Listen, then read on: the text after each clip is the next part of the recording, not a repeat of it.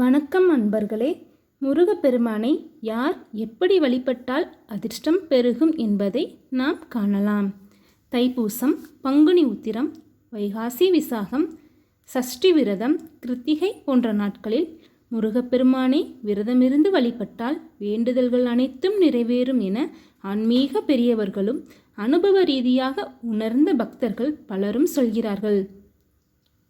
ஆனால் குறிப்பிட்ட சிலர் சில குறிப்பிட்ட முறையில் முருகப்பெருமானை வழிபட்டால் அதிர்ஷ்டம் பெருகும்.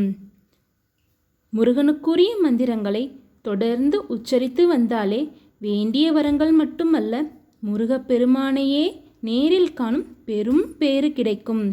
அத்தோடு முக்தியும் கிடைக்கும் என ஆன்மீக ஆன்றோர்கள் வாக்காக உள்ளது.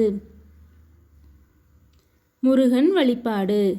தமிழ் கடவுளான முருகப்பெருமான் பலருக்கும் இஷ்ட தெய்வமாக விளங்கக்கூடியவர்.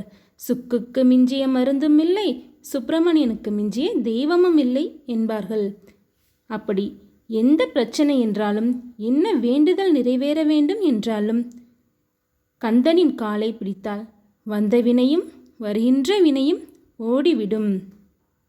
வேலை, திருமணம், குழந்தை பேறு, கடன், பணக்கஷ்டம், மனை மற்றும் வீடு தொடர்பான பிரச்சனைகள், நோய்கள், காரிய வெற்றி என எதை தேடினாலும் விரதமிருந்து வழிபட்டாலும் சகல நலன்களையும் தரக்கூடியவர் முருகப்பெருமான். இவரை யார் வேண்டுமானாலும் வழிபடலாம். மேலும் இவரை எவ்வாறு வழிபட வேண்டும் என்பதை அடுத்த வீடியோ பதிவில் நாம் காணலாம்.